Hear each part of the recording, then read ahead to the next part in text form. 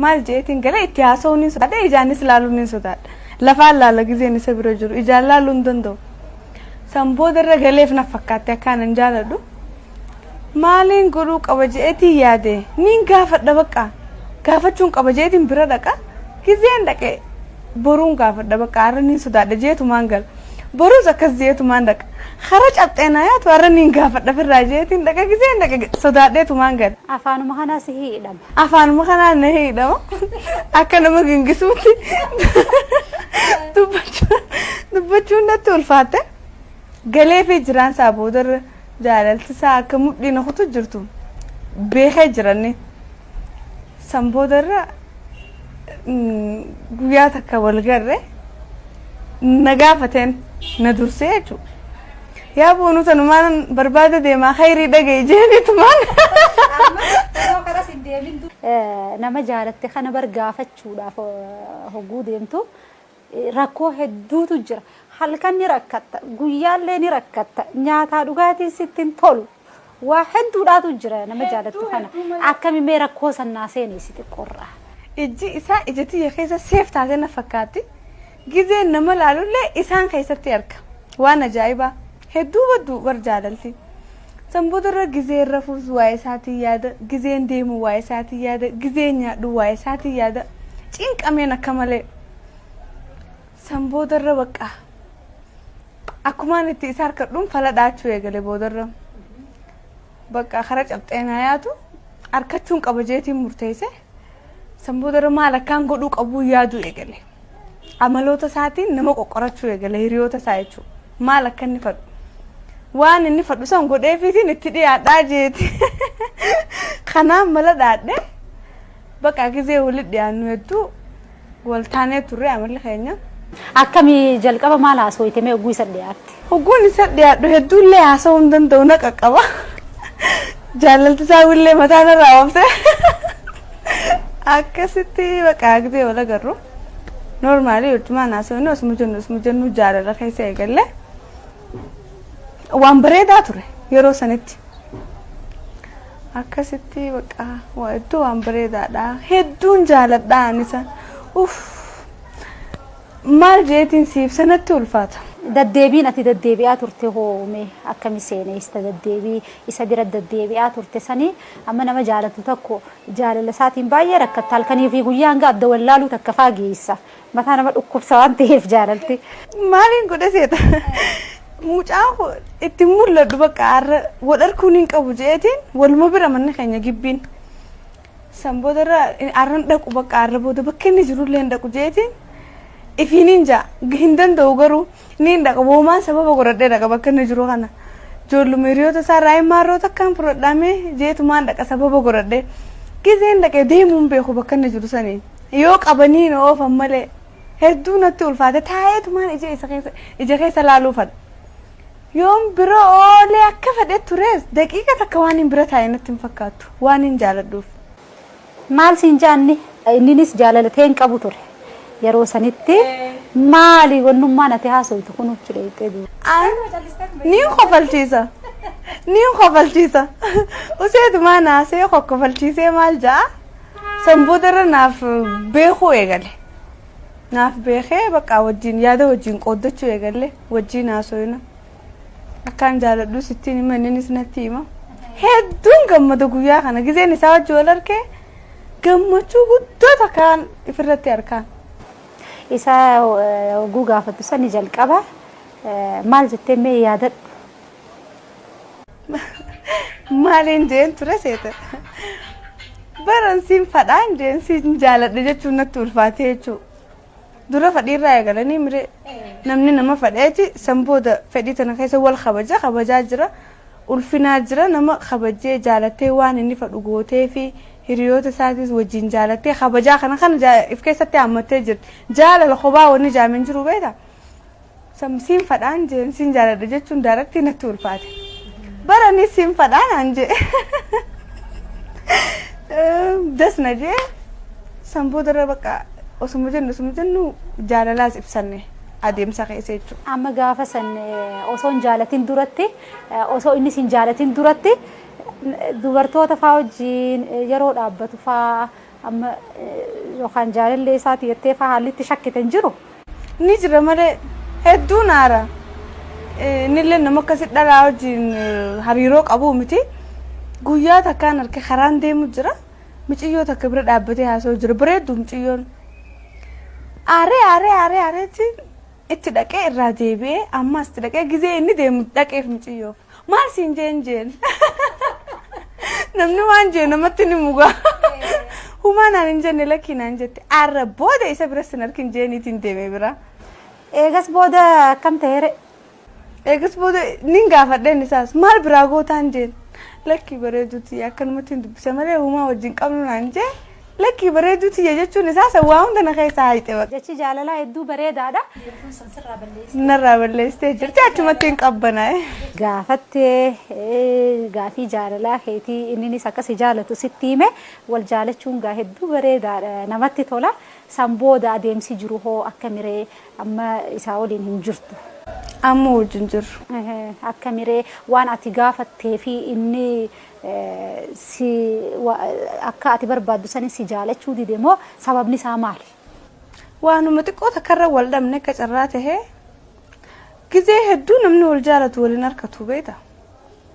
Waanuma xiqqishoo takkarra walitti aarree wal dhabne normaalii wal dubbisna numa jira innis akkasi wallollee wanni addaan muramu jechuun wajjin jirru garuu waluma quba qabna. Dabree waliif bilbila. Akka ati jaalattu sanitti sin jaalatu. Akkasii miti na biraa san hin jirtu ammoo. Si birallee gatti kaatee jira si bira. Mizaanni gabbu'ee jira.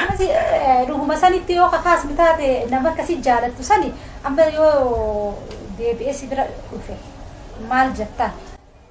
Hedduu rifadha ammallee. Ammallee keessa kee jira jechuun namni sana. Eehaa. Kanaafuu hin jibbitu kaa. Guyyaa takka eeguma wal dhabne kana restoraantii wayii keessa wal agarree nyaata nyaachuu jirra innis achi jira.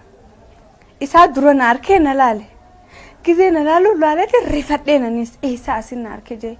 San booda gizee nyaata nyaanni asuma bira na gaddabru dide hokkee bira. Na toluu dide.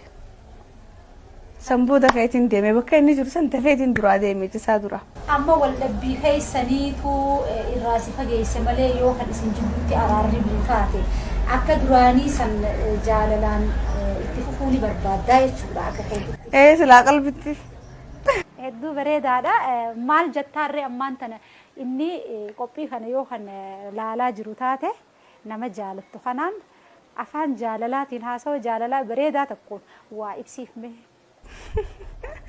Dhiiroo maaliin ibsaaf? Niin sirbaaf moo ani kara sirbaa kanaan naa qallaalli dubbiini.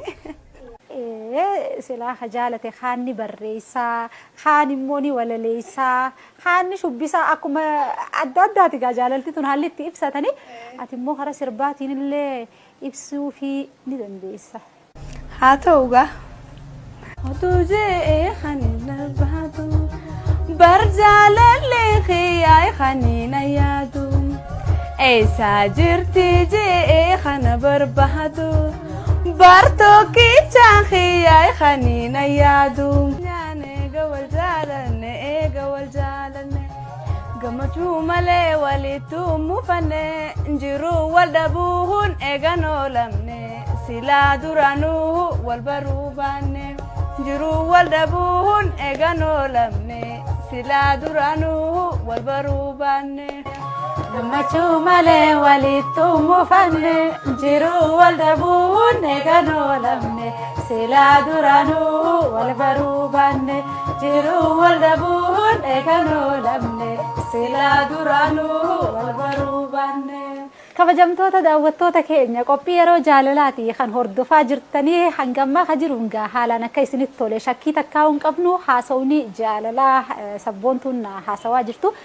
Nattole jira gama kiyyaan haala wal fakkaataa keessa jirra je'eetii yaada toora bilbilaatiin akkanumattis ergaa gabaabaa yaada keessan nu biraan gahaa akka nu wajjin dabarsitan isin affeerranneetti kan jirru sabboontu ijoollummaa teenyaan eega wal jaalanne silaa duraanuu wal baruu baannee jetteeti. Akkas jetteeti kan wallisaa fi turte ani numaa idda akkas jetturra maalakkaa yaadani beekta yaa bareedaa diimaa kan jaalalan beeyne qaama biraa dhiistee eeysaan seente onne hayamee haa taatu seentee waa hin baatu niin baha jettummoo anuufis hin dhiisuu maaliif hin jiinii teettuutu na dhufe ni beekta. Waanumaan juu wallaalina wal qabde kanuma naa dhufteetiin karuma kanaan sirboota kana waa'uma kanaa wal qabata. Sirboota durdur kanarraa wal qabee miiksi godheen yeroo xiqqoo booda uummata bira ni gaha. Jaalaluma isaarraa kan ka'e jechuun kana hunda naanneessite. Hedduu ulfaataadha jaalalti waa hedduudha nama gootii miidhaa hedduudha qabdi haan nyaataa dhugaatii isa dhoorkiti haan namarraa adda isa footeeti kophaa isaa taa'a haan immoo nama miila lamaan deemu sanuuhu jaalalleetii yaa dhiiroo jaalalleetii yaa jeeti itti wal fakkaata faadha. Sabboontuun akka taate as kanne haa. Akkaan hin ta'in hin qabu wanifaan. Hedduu ulfaataadha. Roorroon jaalalaa tun. Jaalalti gisee nama si qabdee hadhattuu si gooti nama agarsi gooti. Osumaati waan takka hin ta'in nama agarsi gooti si miidhee jechuudha. Akka malee miidhame jaalalaan. Akka malee. Harkachuu dhabuu kiyyaaf ittiin gadda. Garuu ammallee abdiin muru. Deemtaniis ati qalbiin bira si jira inillee qalbiin wal bira jirtanii wanti walitti isin fiduu isin dhoorke kanaan naa galuu didee bara nama.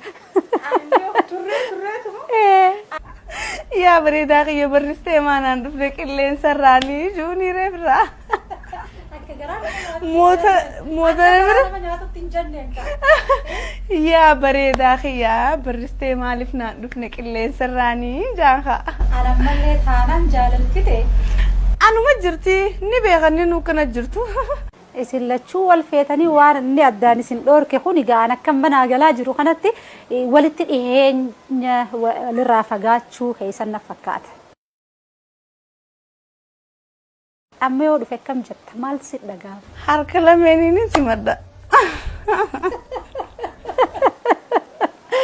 Amma waan bareeda haaste harka lameeniidha eega simatteefu simannaa kana qopheessuudhaaf immoo ati kara keetiin carraaquu danda'uu qabda. Abbaan tokko amma jaalaltee tokko yoo kan laafu ta'e tokko immoo itti jabaachuu qabaa miire inni laafeef osoo hin tahin akka kara jaalala keetitti dhufuuf haala mijjeessuu danda'uu qabda.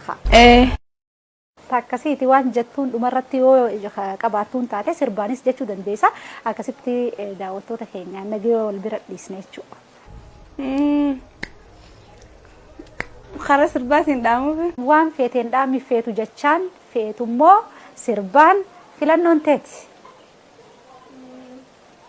Yaa khawaanin fedhuu ijarraan beekuu yaa kanaa laaffisuu wana jajjabaatu si maleen jiraadhu parararan daran si maleen jiraadhu hundee jiruuti yaa.